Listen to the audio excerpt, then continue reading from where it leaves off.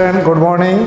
कल अपने जो संसाधन भूगोल में कोई बेसिक चीज़ें अपन ने देखी थी, आज हम जैसे कल मैंने बताया था कि अपना जो नया टॉपिक होगा वो जनसंख्या वितरण, घनत्व और उसको प्रभावित करने वाले कारक होंगे।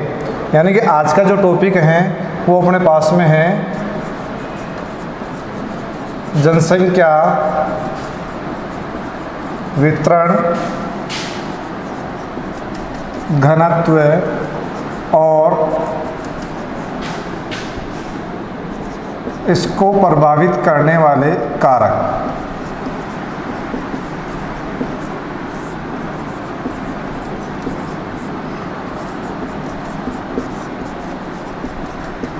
यानी आज का जो टॉपिक है हमारा वह है जनसंख्या वितरण, घनत्व और उसको प्रभावित करने वाला कारक। सबसे पहले अपन बात करते हैं कि जनसंख्या वितरण कहते किसे हैं।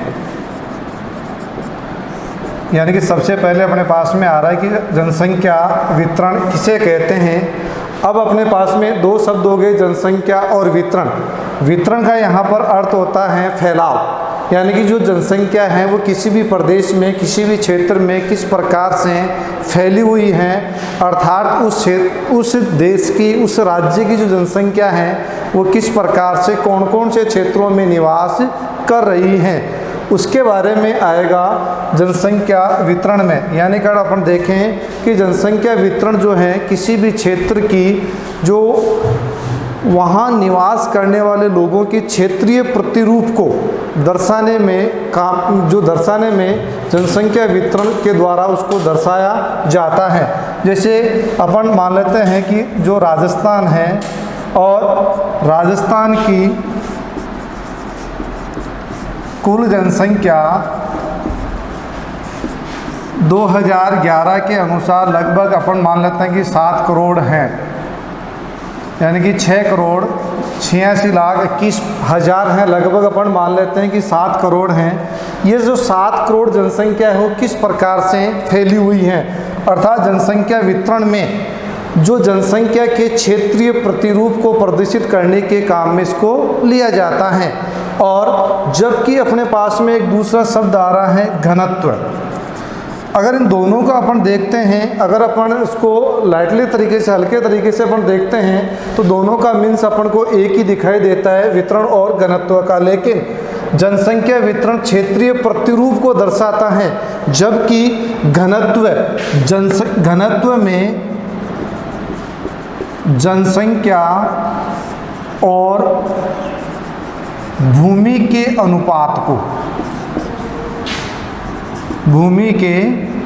अनुपात को दर्शाता है।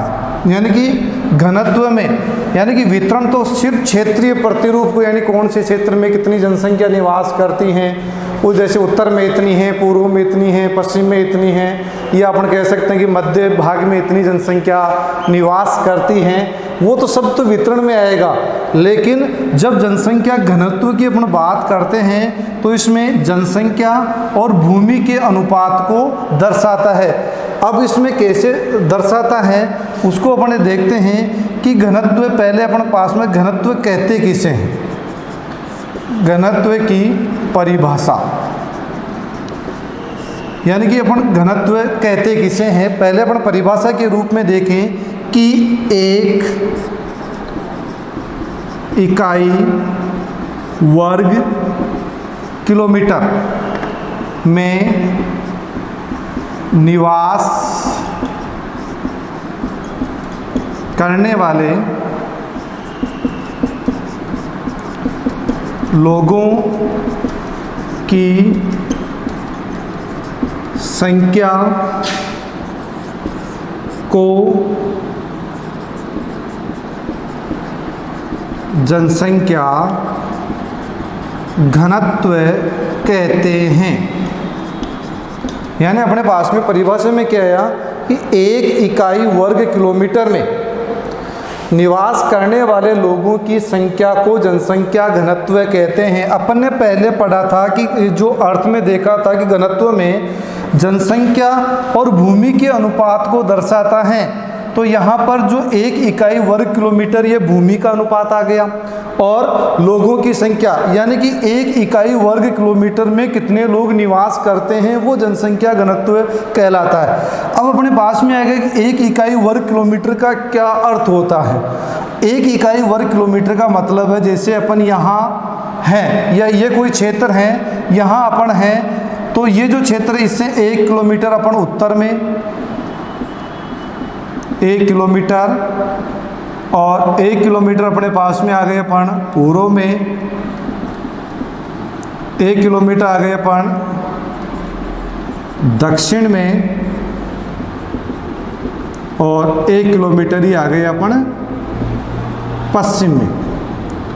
ये जो पूरा जो सर्किल है ये कहलाएगा अपने पास में 1 इकाई वर्ग किलोमीटर, यानी ये जो क्षेत्र है ये पूरा का पूरा क्या कहलाएगा, 1 इकाई वर्ग किलोमीटर। तो ये तो फिक्स हो गया क्षेत्र अपना, भाई ये क्या हो गया, एक निश्चित क्षेत्र है और निश्चित क्षेत्र में कितनी जनसंख्या निवास करती है वही जनसंख्या घनत्व कहलाता है।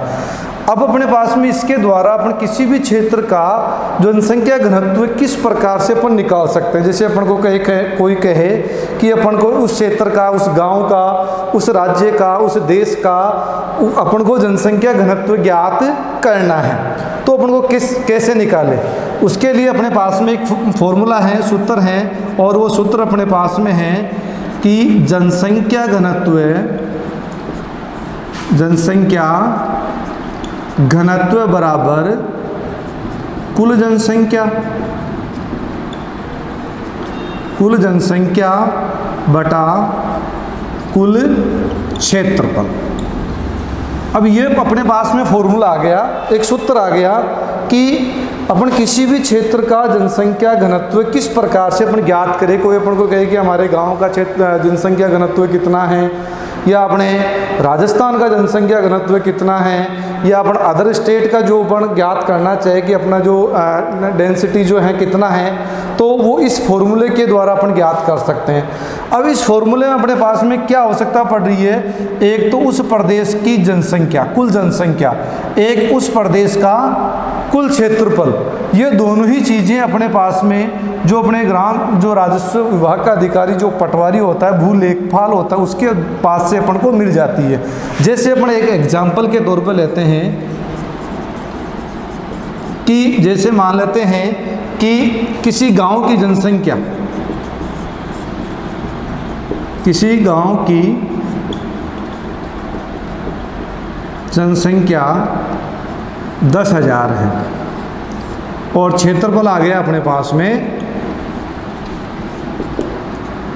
1000 किलोमीटर, 1000 वर्ग किलोमीटर। तो 3 0 से 3 0 तो क्या आ गया अपने पास में 10। ये 10 लिखने से भी अपना जो आंसर सही नहीं है। आंसर क्या होगा, 10 व्यक्ति प्रति वर्ग किलोमीटर। ये क्या है, इसकी जो जनसंख्या घनत्व की इकाई है जो साथ में लगेगी। तो अपने पास में किसी भी गांव का जो जनसंख्या घनत्व आया वो कितना आया, 10 व्यक्ति प्रति वर्ग किलोमीटर। तो यानी इस प्रकार से अपन जनसंख्या घनत्व ज्ञात कर सकते हैं।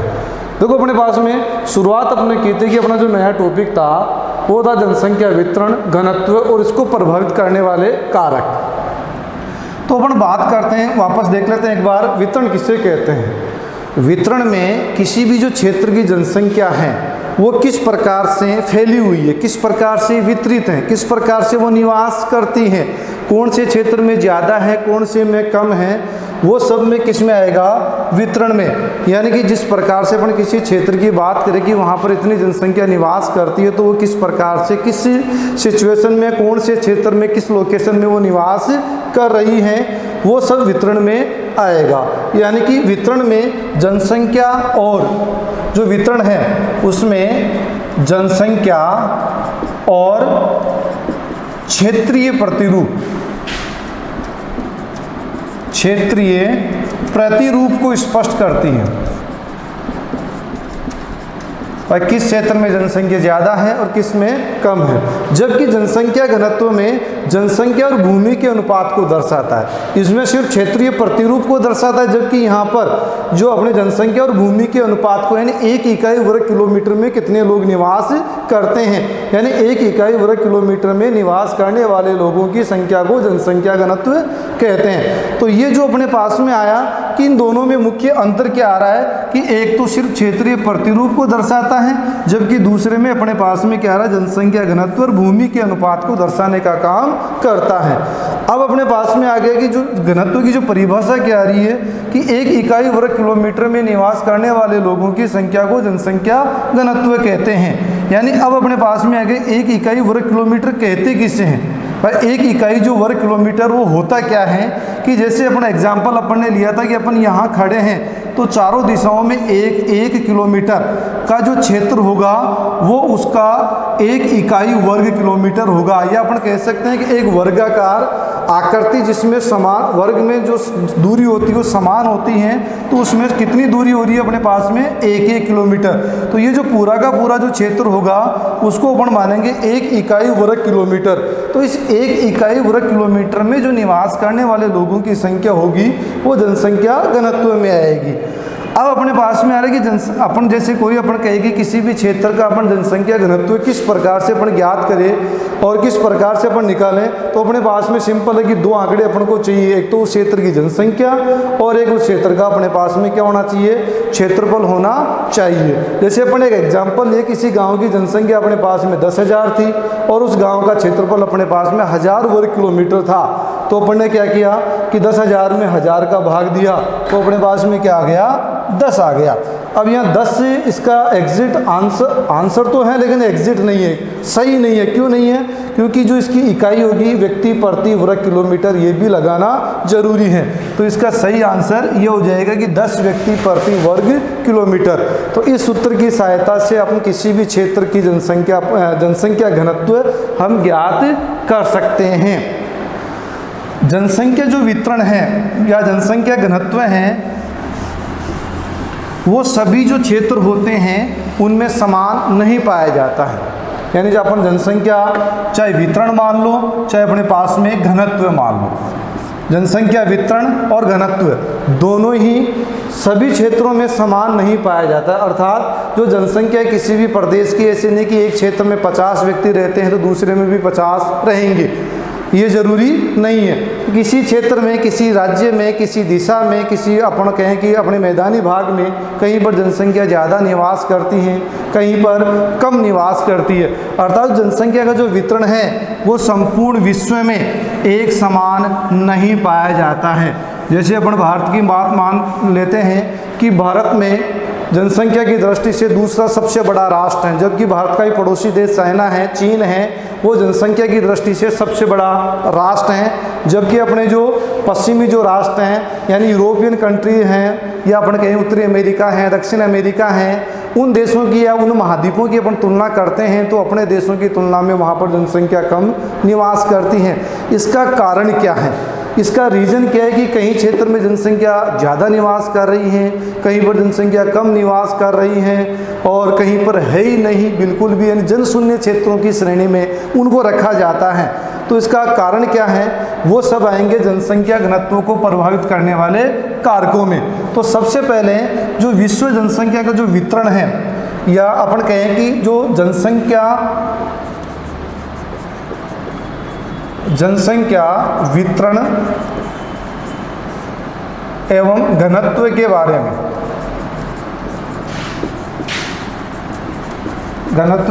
बारे में, एक प्रसिद्ध विद्वान हुआ करते थे, उनका नाम था जॉर्ज बी क्रेसी। जॉर्ज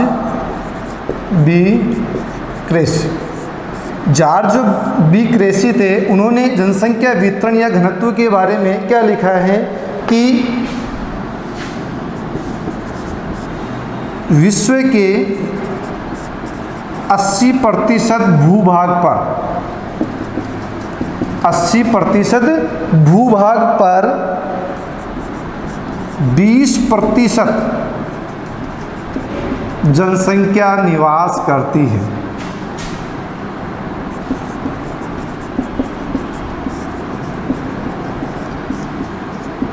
यानी कि मिस्टर जो जॉर्ज बी क्रेसी हैं वो क्या कह रहे हैं कि जो विश्व की 80% भूभाग है, भूभाग कितना अपने पास में 80%, इस 80% भूभाग पर मात्र 20% जनसंख्या निवास करती हैं, जबकि 20% भूभाग पर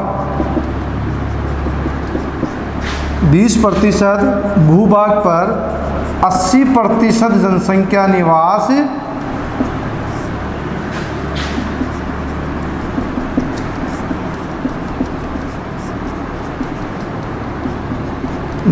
करती हैं।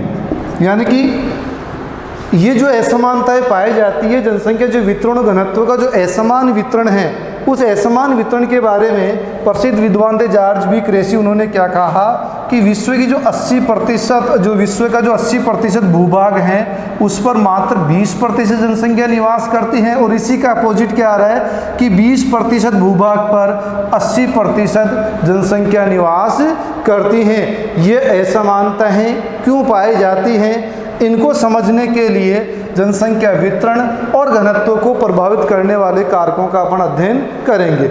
जनसंख्या वितरण और घनत्व को जो प्रभावित करने वाले जो कारक हैं, किसके, जनसंख्या वितरण और घनत्व, इन दोनों को जो प्रभावित करने वाले जो कारक है वो बिल्कुल समान हैं, क्योंकि जहाँ पर जनसंख्या वितरण अधिक होगा वहाँ का जनसंख्या घनत्व भी अधिक पाया जाएगा, जहाँ पर जनसंख्या वितरण कम होगा वहाँ का जनसंख्या घनत्व भी कम ही पाया जाएगा।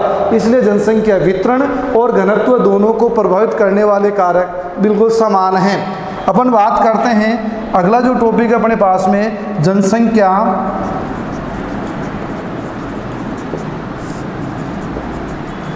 घनत्व एवं वितरण को प्रभावित करने वाले कारक।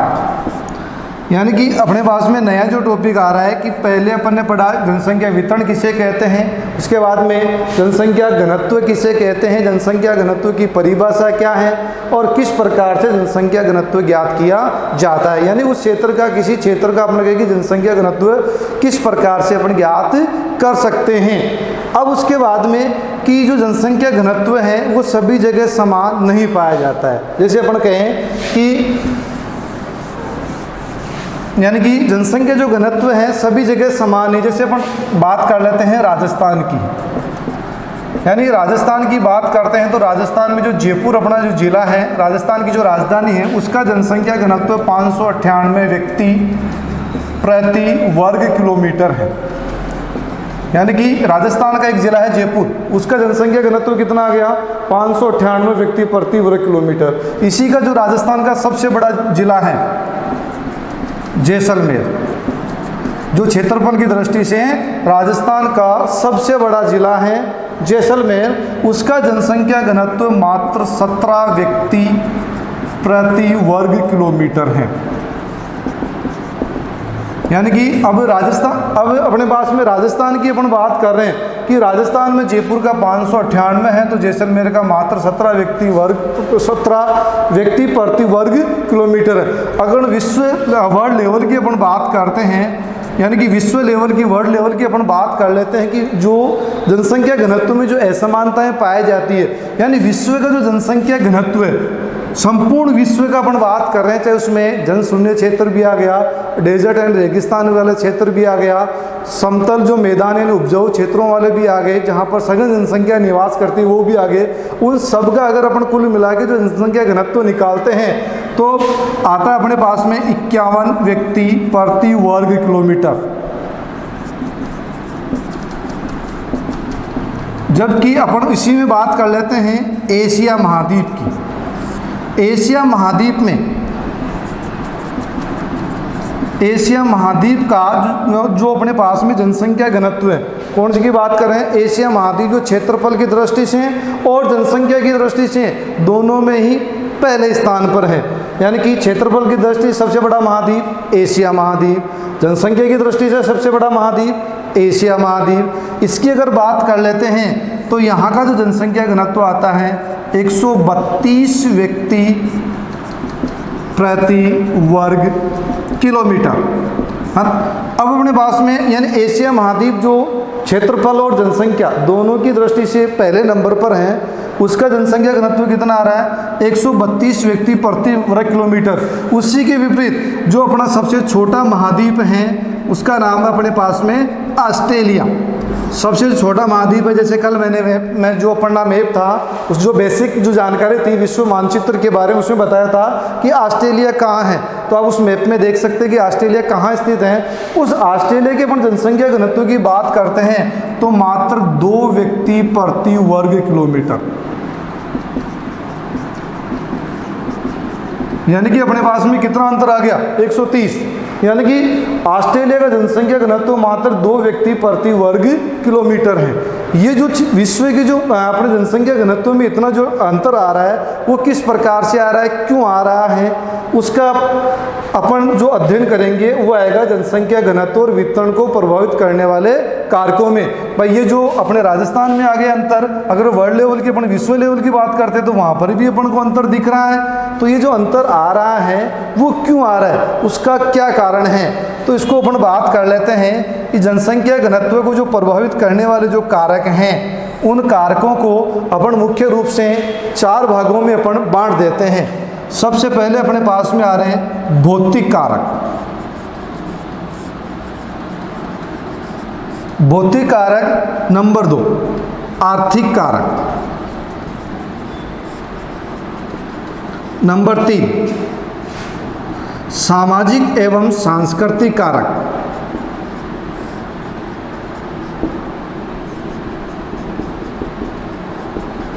सामाजिक एवं सांस्कृतिक कारक, और नंबर 4 आ रहा है अपने पास में राजनीतिक कारक।